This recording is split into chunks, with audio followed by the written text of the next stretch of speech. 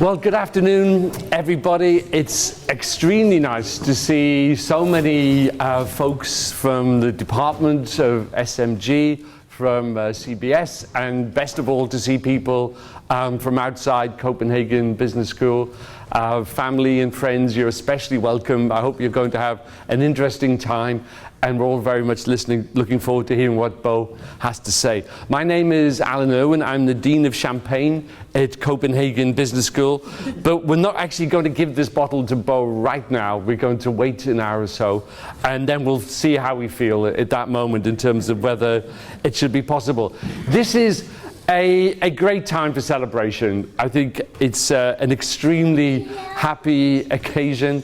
We've got lots of young people here ready to be impressed, and it's a chance to celebrate those very cute little girls at the front are demonstrating that it's not just about an individual, it's also about the people around the individual who make their success possible. So we are here to celebrate one person, Bo, and his achievements, but let's quietly also just say that unless we had a department around Bo who could make it happen, unless we had networks of colleagues, fellow researchers from other universities, and most of all, unless you've got a network of strong family and friends, it's never possible for any individual to achieve anything whatsoever. So I particularly want to thank Nikolai and congratulate him on his achievements as head of this department, and through Nikolai to thank everyone who's played a part in building Bo to this point.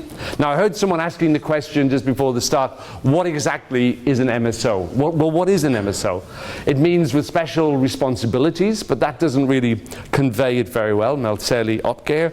What it means for CBS, and we had quite a discussion about this, is basically down to three things. It means someone with strong competence in a defined field, because it does carry the title of professor at CBS, so you'd expect someone with strong academic competence. For us, it means someone who's on a strong upward track. It was very important for us to think of it as an MSO as someone who, let's say 4 years' time, will be assessing in terms of becoming a full professor. So it's very important for us that this is someone with a strong upward turn.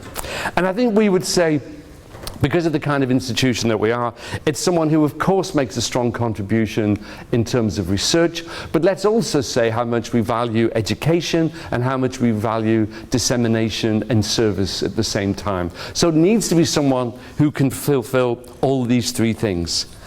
And then we come to Bo. And I must say, I'm particularly delighted to see that Bo's middle name I'm going to pronounce as Bernhard, because Bo is someone who burns hard in all kinds of different ways. Although I'll also say we want him to burn even harder in the future. Bo is someone with, if you think of in terms of his academic competences, someone with a very strong orientation to strategy making in the particular context of management theory. If you look at Bo's outputs, you'll see an impressive range of journals, long-range planning, JIBS, the Journal of International Business Studies. I should also mention the Journal of Management Studies. So here's someone with a very impressive academic track record. In terms of being on an upward track, well, again, if you just look at Bo's CV, you'll see a very impressive set of works in progress, Bo, the things that you're going to deliver in the next, am I coming through to you? Things that you're going to deliver in the next short-term future. So there's no joke about a politician as having a great future behind them, but Bo is someone with a great future in front of him. That's how we like to think. And if you deliver some of the things that are in your work in progress, then you'll have one very happy Dean of Research, I can tell you. And thirdly, I want to mention the broad range of Bo's service. In here, I'll just particularly focus on Bo's impressive contribution to teaching at all levels inside CBS, but also right across the University of Washington, for example, jumps out, or also Western Washington University. And Bo is someone very committed, and I think you'll see as soon as he starts to speak, to working in a variety of consulting services, very much dealing with practical questions in the business world. So we think he meets the requirements. But I have to say, Bo, this is not actually your retirement party. This is not a time to be totally satisfied with achievements. We hope you're going to burn even harder in the future. We look forward to future success. You're all very welcome, and I think we're going to have a very interesting hour or so. Thank you, and now I'll hand over to Nikolai. Thank you very much. The fine part was super. Right, good afternoon all. I know the idea of Bo Nielsen having a hierarchical superior is a strange one to many of you, but at least formally, I am the department head of SMG, and as such, Bo Nielsen's boss. My name is Nikolai Foss, and I'm also a professor here at Copenhagen Business School. So dear Bo, dear now Professor Nielsen, dear colleagues, ladies and gentlemen, today we are marking and celebrating, as the Dean said, the appointment of our third Professor MSO in a row, perhaps also our most colorful of the lot. We had Dana Mindbaiva first, then Louise Morse, and now Bo. SMG, we are extremely grateful to the CBS leadership team that we have been encouraged to employ one more person at the professorial level, because it means a strong addition to our team at SMG. It's an addition of someone who can loyally contribute to carrying out the ambitious strategy that we're in the process of defining for our unit. So with Bo, we have hired someone who is in possession of an incredible energy and drive, as indicated, I guess, by his middle name, Bernhard. First time I heard that today. He's a sharp thinker. He's an excellent reviewer of other people's work, very open-minded, very direct, very forthcoming, sometimes confrontational when it comes to talking about other people's work, but it has paid off because he's been honored by several Best Reviewer awards. He's a very vocal participant in our seminars, our conferences, our workshops. In many ways, he's an extremely good colleague. He's very helpful. And importantly, he's also someone who has capabilities both in research and teaching, both in international business and in strategic management. So he covers it all, as it were. Recently, he has been extremely helpful in connection with helping to start up our new PhD cohort, and is indeed extremely active in the PhD domain. His statistics course with Sabina, who's sitting here, his wife, Sabina Nielsen, is surely among one of the most popular ones at CBS, perhaps the most popular one in terms of attendance. Not many people know this, but Bo is actually also a poet. It's not listed on his list of publications, which is online, but here's a little book. It's a book. It's a collection of poetry in Bulgarian. It's written in Cyrillic. As I'm an expert in Bulgarian and Cyrillic letters, I can of course translate. I'll do that. But you can find in this little collection poems with titles such as "Nothing Really Matters," "Amaze," and "The Cage." Here's a poem called "Opportunity." I translate, of course. "Life has granted us many opportunities, some more than others, yet often we neglect to see the beauty in simplicity. Work is not of essence." Work is not of essence. I hope these titles of these poems on this particular line is not going to be descriptive of how you see your future career here, Bo. I guess I've already indicated. I forgot to say that Bo is also a huge family man. Of course he is. Lots of you is actually family. His closest family is sitting right here. And Bo is also... a little bit. Bo is also a character. He has very, very strong opinions. And he very often expresses them very forcefully and rather loudly, it must be said. I've actually difficulties of thinking of something that Bo would not have a strong opinion about. But I also think that Bo has absorbed the ancient advice or admonition, know thyself, which is simply the best piece of management wisdom ever. As Bo recently told me, and perhaps I confided is a better word, I really had an attitude problem when I arrived at CBS. I really had an attitude problem when I arrived at CBS. One may make fun of this, in particular the use of the past tense in this sentence. But having known Bo for more than a decade, I think, I can confirm that Bo has really mellowed quite a lot over the years. This may be a matter of old age approaching, but I think it's a matter of self-reflection to a very large extent. And it's quite clear to me, because Bo and I have been talking about his new role, that Bo is engaging in a lot of critical self-reflection vis-a-vis his new role at SMG and indeed CBS. Because I've said it many times, and some people are annoyed when I say it, but I want to say it again. It's not that difficult to become a professor. There's a certain stubbornness, hard work, but you can be a professor with medium intelligence. Just look at me. But it is difficult to be a professor. And I think in a sense that's okay. It should be difficult, because being a professor, particularly at CBS, is very much about demonstrating leadership. If you like, it's akin to being promoted from being a consultant to becoming a partner. And as such, it's about working with the other partners in a loyal manner, in a cooperative manner, to further our joint goals at SMG. We have a great team at our little department. We have a strategy that we're building that we agree on the whole. We may disagree on certain specifics, but now we have to leverage our strengths together and actually execute our strategy. But we really, really need you for this. We need your enthusiasm and your energy and your commitment. We need more specifically, we need your great insights on research design issues and methods. We don't perhaps need all of the shouting, but I guess that's part of the Bo Nielsen package. So we'll find a way to cope with the shouting as well.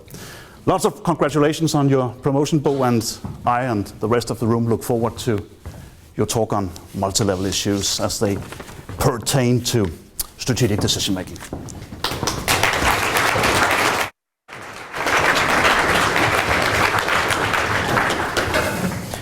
Well, thank you, Nikolai. Thank you, Alan. Thank you all for coming on a Wednesday afternoon, taking time off your busy schedules. I'm sure most of you have more interesting and important things, perhaps not more interesting, but more important things to do than listen to this talk. Before I begin, I think it's only appropriate to say how grateful I am to become appointed full professor at Copenhagen Business School, which is truly a world renowned institution, thanks to our leadership team and thanks to all the faculty and students at CBS. It's not just an appointment from consultant to partner in any organization, but actually in a top international institution. At the same time, I would like to make a couple of acknowledgements, because it's in its due place to thank some of the people who have stood behind me all the way and sort of on whose shoulders I've sort of grown to this particular position. And first of all, I have to thank the leadership team and Alan for appointing me. This was definitely the right decision. Also, I would like to thank the colleagues of particularly SMG and at CBS at large. You're only as good as your colleagues, and as Nikolai has talked about, it's very important to have good colleagues around you whom you can engage with both intellectually and at a personal level. More specifically within SMG, I would like to thank Nikolai, who is of course my boss, and as most of you probably know, I have a little bit of a problem with bosses. But I think I've grown into that position quite well. Nikolai has been and continues to be a particular influence in my life, as Sabina, my wife, would attest to. He's a strong force behind my drive, my research, and my ambitions. And I thank Nikolai for his continuous inspiration at an intellectual level. I would also like to extend a very high gratitude to Ben Petersen. I'm assuming he's in the room somewhere. Ben, sorry.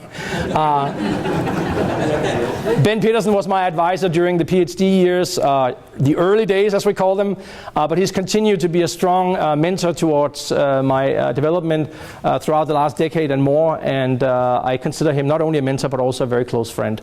So thank you very much, Ben. And last of all, I want to thank my family, my two daughters, Isabella and Emma, who have really suffered quite a bit, the long nights and evenings where Daddy has been in front of the computer seemingly working on something important, but to them certainly not very important. So thank you very much, Isabella and Emma, for your patience. And last but certainly most important of all, I want to thank Sabina, my wife. How can I put this in a word or in a sentence? I really can't, but Sabina is everything. She's a wife, mother of my children, co-author, colleague, and my best friend. So without Sabina, I can truly say I wouldn't have been here today. Thank you very much. However, today's topic is about multi-level issues, and before I get into this talk, I thought this quote from Abraham Lincoln was very appropriate. Given that Nikolai has talked a lot already about how I can be loud, and I am loud in many, many different ways, and sometimes I say things that I regret afterwards. Today, I will not regret a word of what I'm saying. Today I'm going to talk about the things that I really know something about myself. However, one of the duties of a new appointed professor I learned online when I Googled inaugural speech. On the third hit, I found out what it was about. The first two times I misspelled it. On the third hit, I found out that really what an inaugural speech is about talking about where you are, where you have been, and most importantly, where are you going in the future. It's really about putting your research into context. Try to talk about what kinds of contributions have you made to the field. But more important is also an opportunity to celebrate yourself among friends and peers, and then give them sort of an idea of what will you spend the next 5 to 10 years on doing. And having top management team sitting present in the room is of course a wonderful opportunity to send some signals about what I'm going to be doing the next 5 to 10 years. And no, Alan, I'm not going to retire on the job, as you will see. So I want to talk about 3 of the major topics or research streams that I've been working on throughout the last decade or so. Ever since my early days in the late 90s, beginning of 2000, where I started my PhD, I was really fascinated with the role of strategic alliances in generating firm performance. Now, initially, like any other good PhD student, I had a grand idea. I thought, I'm going to solve the big questions in management. The big question of why do some firms perform better than others, for instance. However, I quickly realized there's way too many variables, even for Mr. Nielsen. So I sort of figured out there's a way I have to sort of isolate some of the most important factors that may be driving firm performance. And one of those factors was strategic alliances at the time. Here are some of the things that drove me towards strategic alliances. There was an early study in the late 90s, beginning of 2000, that was published in 2000, that proved that 20% of the revenues generated by the 2,000 largest firms in the US and Europe was really generated from strategic alliances. So clearly strategic alliances were important for firm performance. Also, between 1990 and 2003, we had more than 100,000 new alliances formed worldwide. And by the way, both these numbers have increased significantly over the last decade. So clearly, again, alliances must be a phenomenon that was worth studying, I thought. Then I started talking to specific managers, and one of the companies that was near and dear to me at the time, it still is Novozymes, clearly a company that's very, very successful. And yet when we talk to Novozymes and Novo Nordisk and Carlsberg and many of the other large companies, we find that strategic alliances was a really integral part of their business model. 50% of all R&D activities had to be undertaken in strategic alliances at Novozymes at the time. I'm not sure whether this still holds true, but I expect it does, because looking at the website 2012, a couple of weeks ago, we find this quote, and this clearly illustrates how Novozymes sees strategic partnering, strategic alliances, as more than just a buzzword. This is simply part of their business model. Without partnering, without finding alliances, without sharing part of the risk, cost, and responsibility, they wouldn't be where they are today, and certainly Novozymes wouldn't be going where they're going in the future. So strategic alliances were important, are important, and this is where I started my work back in the late 1990s. Now, other people have worked in this area before, so I won't claim I was the first person to work on strategic alliances, obviously. And here are some of the things that people had found.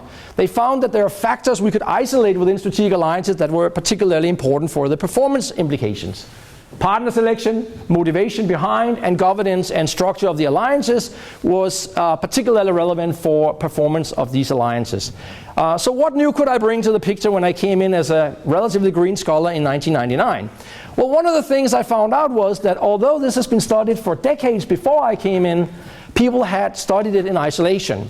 They never really looked at the interdependencies between these factors at various levels. So connecting those dots was my first part of my research, and secondarily, I tried to find out what integrating mechanisms we could locate that might explain how these different factors related to each other. Why did certain firms pick certain alliance partners? Why did they structure and govern their alliances in certain ways? And it seemed that knowledge management, knowledge processes was the underlying factors, is the underlying mechanism that sort of integrated all of these different issues. In the middle of the box, I had something called core sociological dimension, something that was heavily discussed in the literature but not very well integrated. The role of trust, for instance, became part of my research in order to try to integrate some of the various perspectives that various theories had advanced in this literature but not connected very well. So what, you might ask? Well, what came out of this? What came out of this was a stream of articles. First, very early on, I published an article on the interdependencies between these motives, partner selection, and governance. And this particular paper sort of made a slight but important contribution in terms of identifying the level of interdependencies between these variables, and more importantly, how governance structure of alliances was very dependent on the underlying motives, something that I followed through in my research ever since. The next part was going inside the green box, as you remember, the knowledge processes. And in 2005, I identified something called knowledge embeddedness. And here I combined two theories, or two sort of streams of literature on structural and relational embeddedness, and sort of coined a new term, knowledge embeddedness, which has been very influential. It's okay.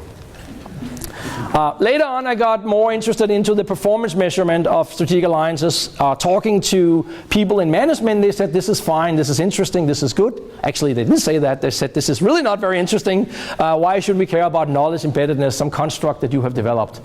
And I said, well, you should care because it tells us more about why certain alliances perform better than others. And it also tells us something about how firms derive rents from strategic alliances.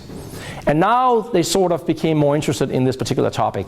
And I thought, let's ask these managers, how do you actually measure performance from an alliance? And as you can imagine, asking 10 different people from 10 different organizations, I got almost 10 different answers. Yes, financial performance matters, but there's much more to alliances than financial performance. You can enhance efficiency, you can create learning, you can create innovation, you can create long-term and short-term effects throughout the entire organization that may or may not show up on your financial statements. So if we only look at particular financial measures as the outcome of alliances, we may in fact miss the boat. Let me give you an example. If we are in the pharmaceutical industry and we have an alliance between a biotech and a pharmaceutical firm, if this particular alliance is about developing a new product which may have to be patented and so forth, when should we actually look at financial outcome for this particular alliance?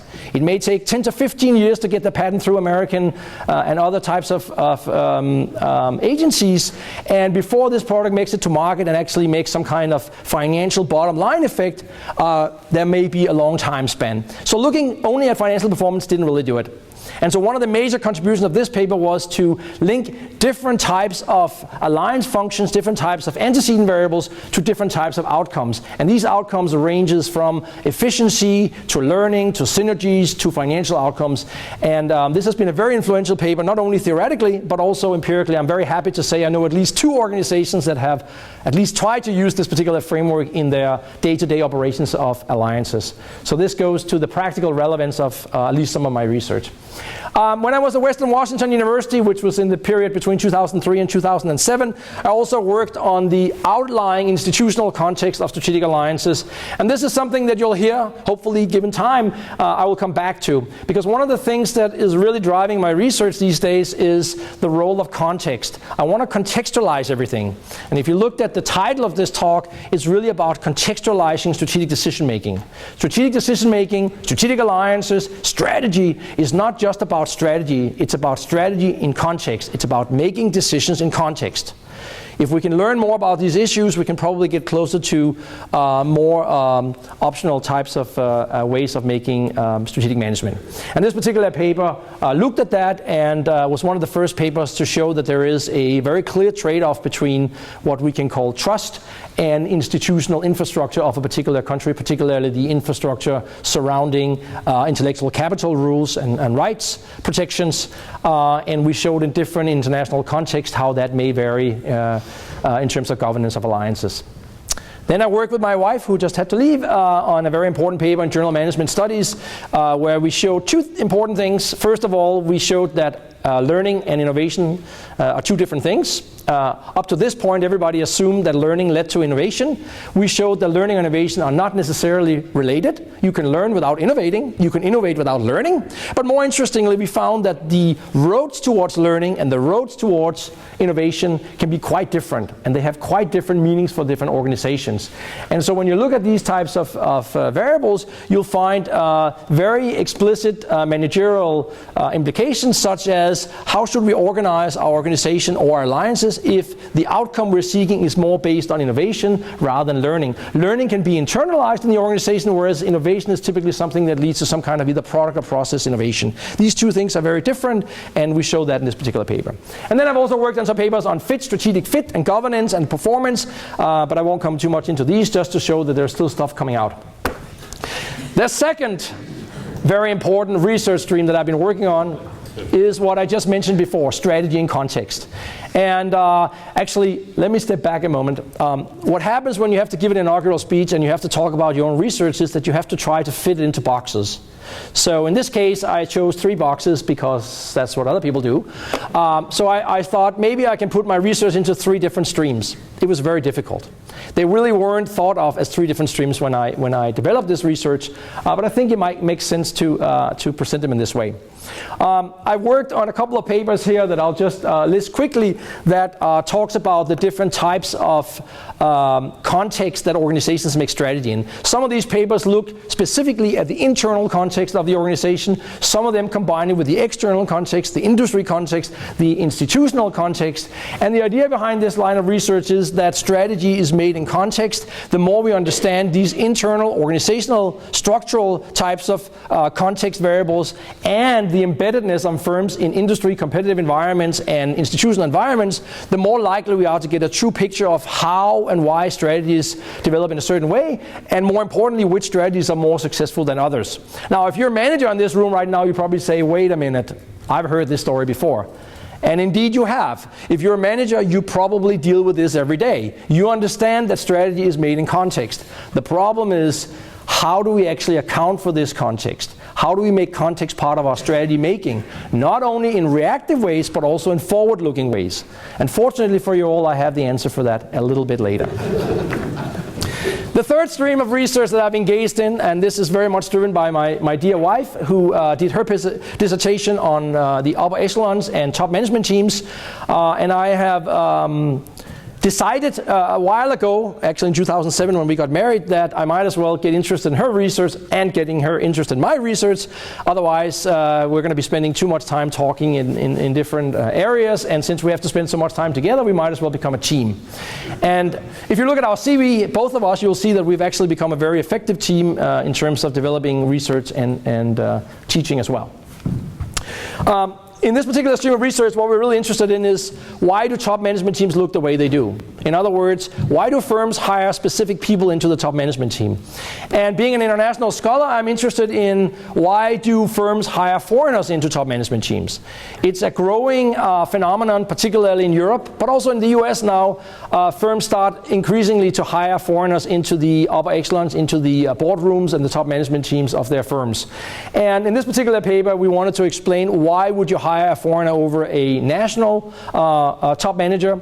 And to our great surprise, we found that strategic fit and similarity attraction. Similarity attraction means that the CEO, being a foreigner, is more likely to hire somebody similar to themselves. But since most CEOs are not foreigners, well, they're most likely to hire somebody like themselves, being, nationals of the same country. And those particular types of dynamics were much more important than what we call human capital. In other words, people are not hired because of their capacities or competencies, but they're really hired. Some people are not hired for their competencies. Of course, this is not a top management team decision, right? But some people are not hired for their competencies, but rather they're hired to fit particular strategies of a firm. So firms that are internationalizing heavily are more likely to hire foreigners into the upper echelons. And by the same token, if you have a foreign top management team or a foreign board, if you have foreign members on the board, these firms are much more likely to be open up to hire foreigners into their top management team, as opposed to firms that are very homogeneous in terms of nationalities. And this was an interesting finding, and we can also take that finding and extrapolate it to other types of diversity, if you will. And this is what we're doing indeed right now, looking at, for instance, why are there so few women in top management teams in Denmark, in Europe, in the US?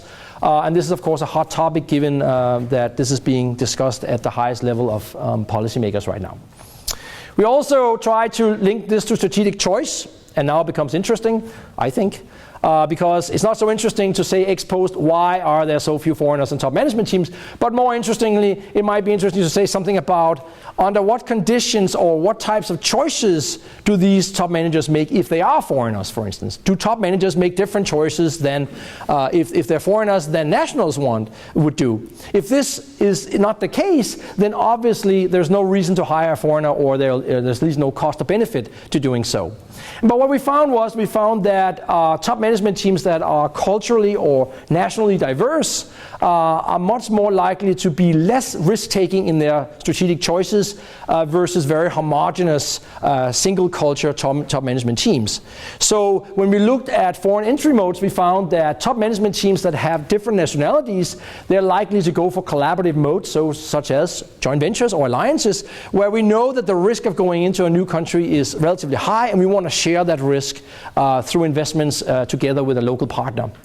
Firms that have top management teams that are purely Danish or purely, in this case, Swiss, we're much more likely to choose the high-risk entry modes, such as mergers and acquisitions or fully owned subsidiaries.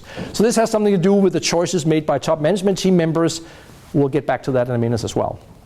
And then finally, our forthcoming Strategic Management Journal article looks more specifically at different types of diversity in top management teams. Here we look at gender and age and nationality and functional and educational and God knows what, all kinds of different attributes of diversity. And what we show is that not only do different types of diversity lead to different types of outcomes, and that diversity is not good or bad, but it really depends on the nature of the diversity, but also on context.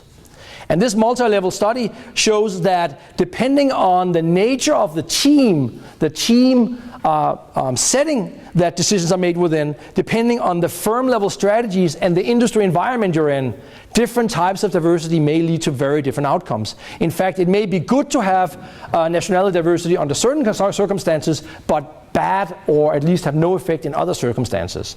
So the whole discussion about is diversity good or bad is really missing the boat in our opinion. And what we set forth here is a new research agenda for studying these diversity dimensions in much more detail, unpacking what levels of diversity influence firms under what conditions.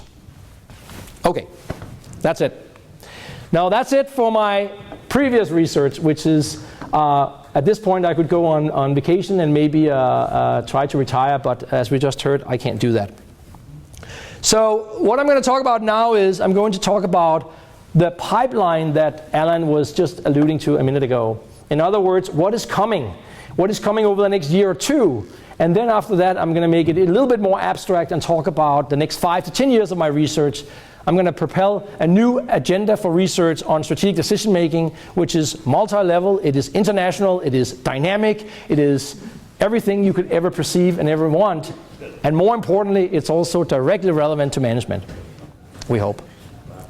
First of all, though, we have to talk about the future research that I want to conduct and I am conducting in terms of multi-level research. And I know everybody who knows me have heard me talk about multi-level research, and a lot of you say, well, what the heck is multi-level research? And I know Nikolai knows what multi-level research is, but he's also perhaps not seeing its full potential. So I'm going to advance now a new research agenda that is purely multi-level. And what I'm going to talk about is how firms, and particularly decision making, is embedded in different structures, in different holons, we can call it. A holon is something that is a whole by itself, but it's also part of a larger structure, and so it's interacting with these other environments, if you will. And so we can see how individuals are very embedded in teams, in firms, in networks, in industries, and in institutional holons, or context, if you will. And unless we can account for this context when we make analysis and discussion about strategic decision making, we may not find the true answers to the questions that we're asking. And so what matters here is multi-level research. Now, what is multi-level research before we get into this in more depth? Everybody knows football, soccer, European soccer. So suppose we rate the skill of soccer players on a scale from 1 to 10. One question here is, can I estimate the potential effectiveness of a football team by taking the average skill rating of individuals, or vice versa? And the answer is, of course, no, right? That's a given. Why not? These are questions of aggregation and disaggregation. And the problem with this is, if we unpack this a little bit, does Denmark beating Germany in the European Cup final in 1992, does that mean that all Danish players on the team should have a 10, the highest score on ratings? No, it doesn't, right? This is called the ecological fallacy. We're making inferences about individuals and individual skills and behaviors based on a team-based outcome. That's incorrect for various number of reasons, as this example shows very clearly. The opposite is the same, right? You take 11 talented football players and you put them together as a team. Should this be the most excellent team in the world? Well, Brazil didn't win the 2010 World Cup. They arguably, player by player, had the best team. So obviously, this is called the atomistic fallacy, obviously simply aggregating upwards, saying that we can estimate team level outcomes based on inferences about individual level behavior, also raises a number of concerns. Statistically, there's a lot of concerns with this. It leads us to overestimate and underestimate true values for certain variables. It leads us to commit a higher degree of what we call level 1 and level 2 errors. Basically, it leads us to potentially drawing the wrong conclusions.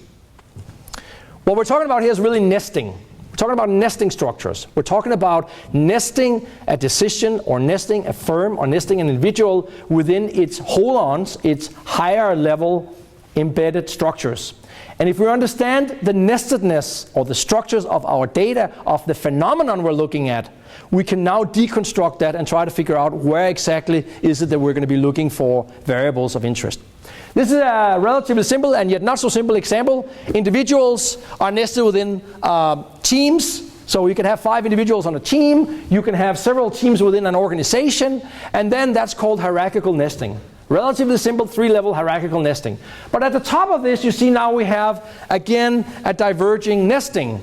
And that's because a firm can be nested within a country and within an industry. But nobody would argue that industries are nested within countries. Industries are global, or regional, or certainly span country boundaries. So it's very simple to see the problems you run into if you treat industries as being just something underlying a specific country. Now, why does all this matter, you might ask? Glad you asked. Here's an example of an empirical study we did. Forget all the numbers for now. We started the 2,000 largest firms in the world. We started them over 17 years. And we asked one of the basic questions to start out with. Why do some firms perform better than others? And so our dependent variable was return on assets. a very common performance measure. Financial performance measure, yes, but by and large, that is the kind of measure that firms are pursuing. So if we look at the 2,000 largest firms in the world, arguably 2,000 of the most successful firms in the world, and we want to understand what drives performance. What we did was we deconstructed and said, can we find out with this performance measure, where does the variance come from in this data set? In other words, what would explain this performance differential? And if you look at model 1, here we're just doing a 2-level hierarchical nesting, time within firm. In other words, we're looking at firms over time, nothing else. And we find that 60% of the variance on performance came from the time variable, so it's just time dependent, and 40% were firm-specific effects. So the firm organization, what the firm did, accounted for 40% of the performance. But then we start taking the same data set and slicing it differently in terms of nesting structures of the data. In model 2, we have 3 levels hierarchical. We now account for firm and industry. In model 3, we have firm within country. In model 4, we have firm within industry and country cross-classified, as I showed. And in model 5, arguably the correct model, we also allow for interaction between industry and countries. In other words, even though industries are global, they're not completely independent of the countries in which that you study these particular industries. And if you look at the right side, you'll find that the variance now of performance is ranging between these different levels. What does that mean? It basically means that if you want to understand why these 2,000 firms perform the way they do, you have to now account for the nesting structure of the data. In other words, and this is why I said multi-level research is more than a methodology, you have to now ask the next question, which variables theoretically would account for this variance at each level. It's not enough that I tell you that firm accounts for a particular percentage, 17% of the performance.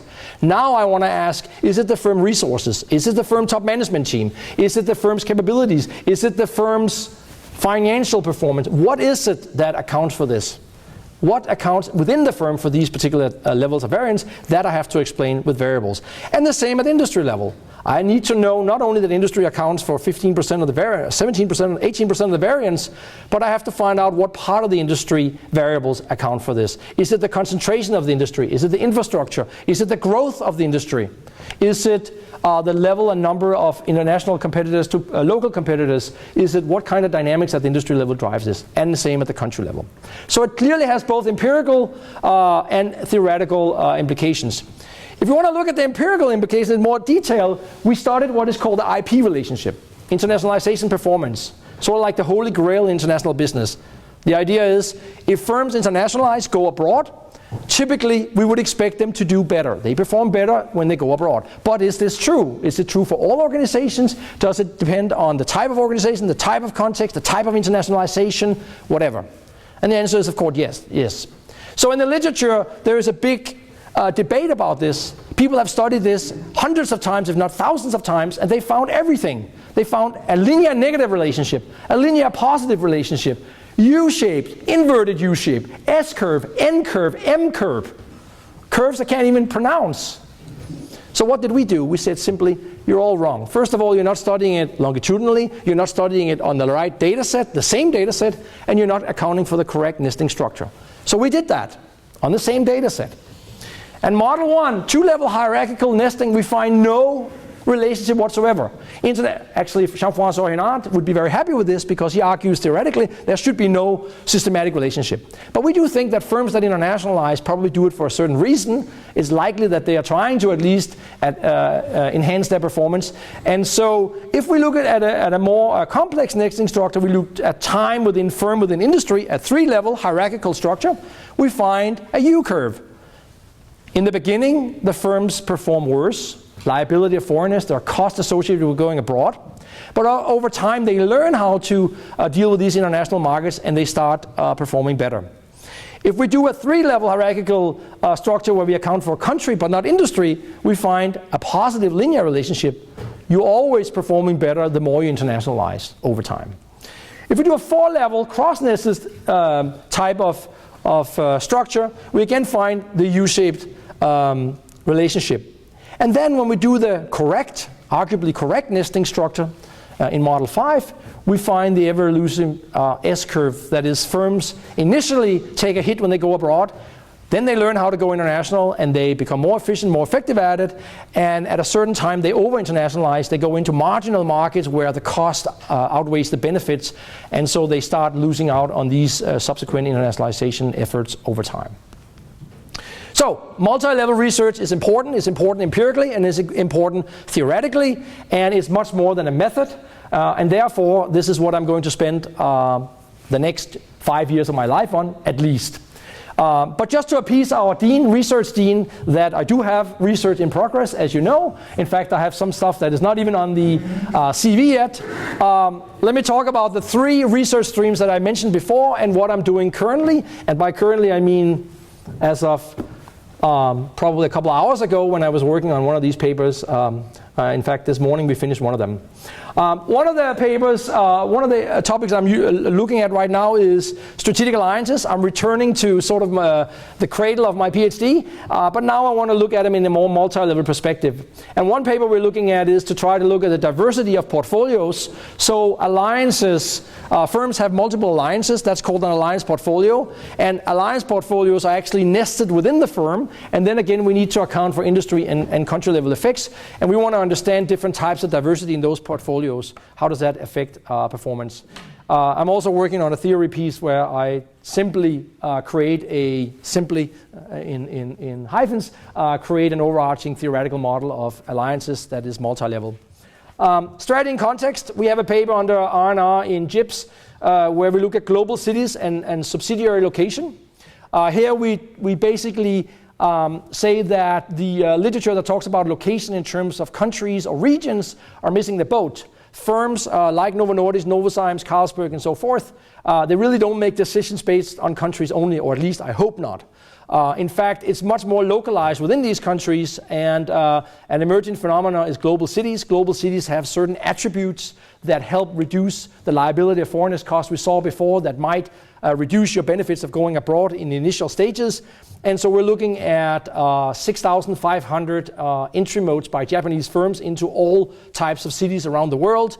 And we find some interesting findings about the connection between firm and subsidiary level characteristics in this choice. So again, it's multi-level, obviously.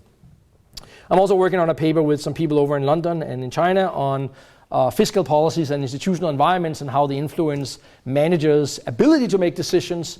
Here we look at specific policies and also state ownership, and we're trying to figure out what those constraints might mean for managers when they make international strategies.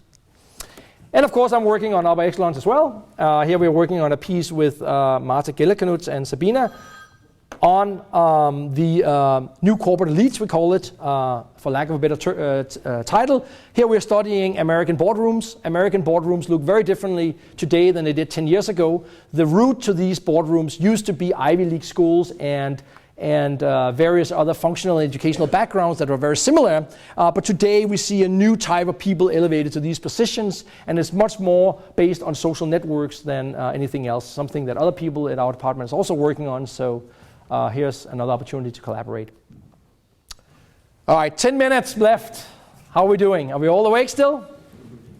Now it gets really interesting, because now I'm going to talk about what I'm going to be doing the next 5 to 10 years and beyond.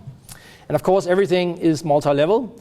So I'm going to advance the multi-level research agenda that specifically deals with the question that was in the abstract of this talk. So those of you who came for the abstract, now it comes. That is, how can we improve our understanding of strategic decision-making in context? What multi-level influences might be at play? And the fundamental issue here is how and why are specific decisions made? And as you can already tell from the Homer Simpson picture here, this has to do with cognitive science. This has to do with understanding individuals, how individuals make choices. And instead of focusing so much on the outcome of these choices, which is what strategic management has traditionally done, I want to flip the coin and get inside the firms, inside the individuals rather, and start looking at how do these managers make specific decisions in specific situations. And this has to do with cognitive psychology. It has to do with understanding values and heuristics, decision rules of individuals much better. And to do this, you might say, how can we do this? Well, it just so happens that there are methodologies. I'm happy to report that can help us in this effort. And choice modeling is something that has been applied in marketing and in psychology. It's also been applied heavily in transportation and logistics research, but not so much in management yet. And basically this is based on the idea that individuals make choices based on decision rules and based on our own individual biases and heuristics. And what we want to understand is, we want to understand what exactly makes you trigger. Every decision is a trade-off.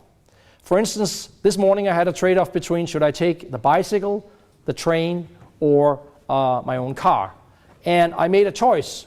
But that choice was based on some heuristics, some rules inside me as an individual. It wasn't based on necessarily rational decision making. What is cheaper, for instance? Well, that would have been the bicycle. What is safest? I'm not so sure anymore. Probably the train. What is most time consuming? Definitely the train this morning.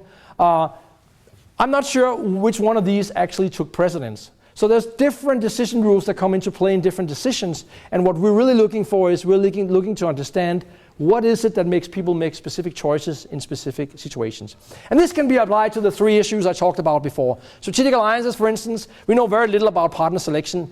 We know at the outcome level what partners were chosen, but we didn't know very much about what were the alternative partners, and more specifically, the people who made the decisions on the top management team or the alliance team, why did they choose this partner? What decision heuristics did they use to make this particular choice? Also, in general, how do managers make choices about, for instance, foreign direct investments, about governance choices and so forth? We know very little about those particular choices. There's a little bit of research coming out from Australia, where I'm myself part of a group that are looking at choice modeling in these areas. Timothy DeVinne has published one paper on this, but that's really what all there is.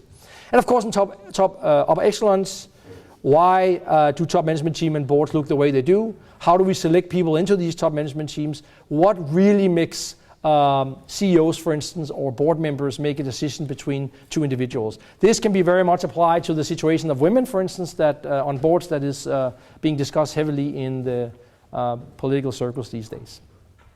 But it's not enough to understand how individuals make choices. There's a lot of research on that in marketing and in psychology. We have a fairly good understanding of this, at least from a psychological perspective, although it hasn't been applied as much to strategy and management as we would like. But more interestingly, let's go to the team level. One of the things that's really, really missing in the literature, I believe, is understanding how individuals come together as teams to make decisions. Most decision-making literature in psychology is based on individuals, but most decisions in strategy and firms are made by teams, essentially. And so if teams are making decisions, we have to understand how do individuals come together and make decision rules and use their heuristics, not individually, but as a team to make these decisions. And here is, for those of you who know a little bit of our research, the ever famous bathtub, as it's called a bathtub model. And basically what we need to understand better here is what I have encircled on the right, the upward causation or the up-level relationships. We know a lot about how firms and teams influence individuals, but we don't know a lot about how individuals influence team and firm level outcomes. And this creates some both theoretical and empirical issues, but I'm happy to say that I think we are cracking the code on how to model this, at least statistically, because this is how decisions are made in reality. We need to sort of reflect reality in that sense. Also, I'm working on a paper with Nikolai, I have been for a while, which is not going very well, on probably due to the fact that he's too busy.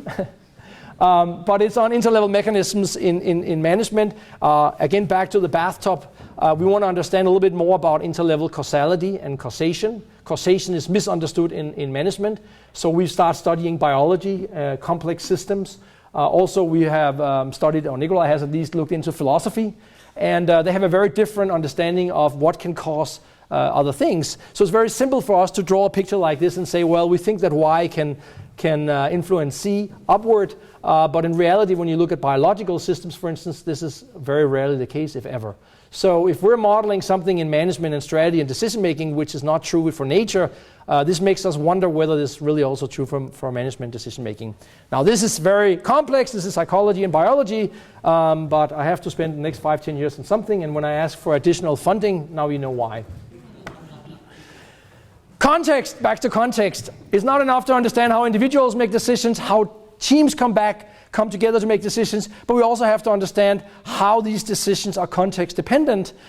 We have to understand, for instance, when we have a financial crisis, or when you change your CEO, or when there's a Sarbanes-Oxley political legal change, how do these things influence how individuals and teams heuristics and rules of decision-making influence strategic decision-making over time. So this is a longitudinal study and dynamic study. We want to try to understand how people and individuals and teams make decisions before and after specific events in the external environment. And to the extent that we can understand the events and the context influence on these decision-making, we may be able to say something more interesting about not only what would be the right decision now, but potentially also about what future decisions might be applicable in a given situation.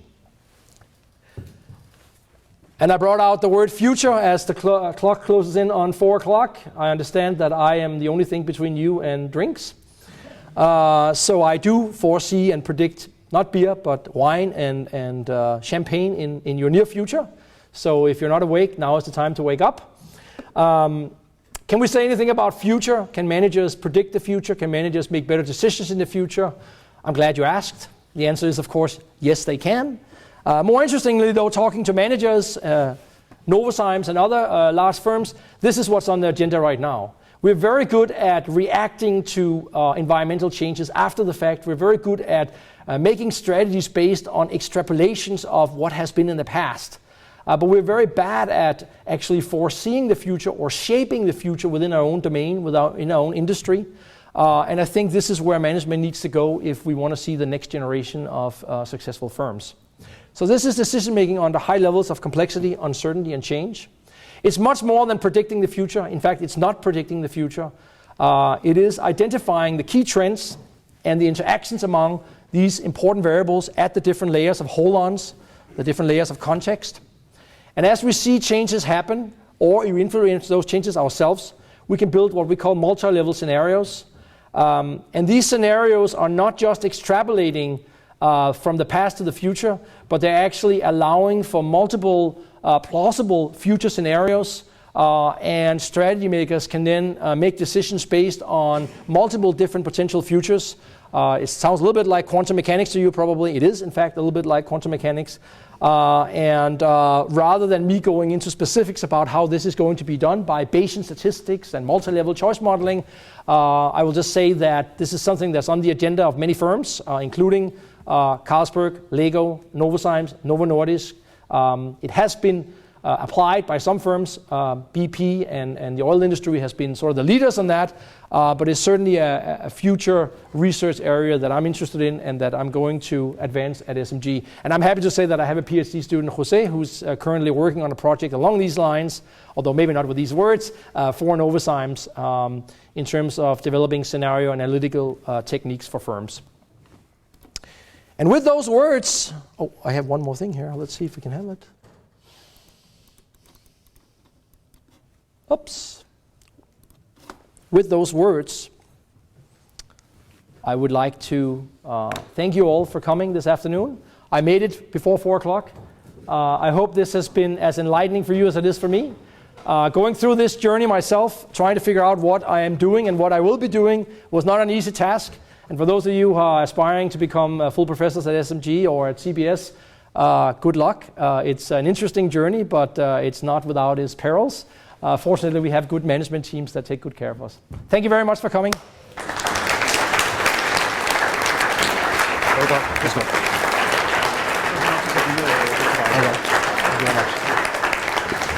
Thank you very much. Fantastic. And now you get the bottle of champagne. Thank you. After this high-octane event, that well-deserved glass of wine or you. whatever you prefer. Thank you.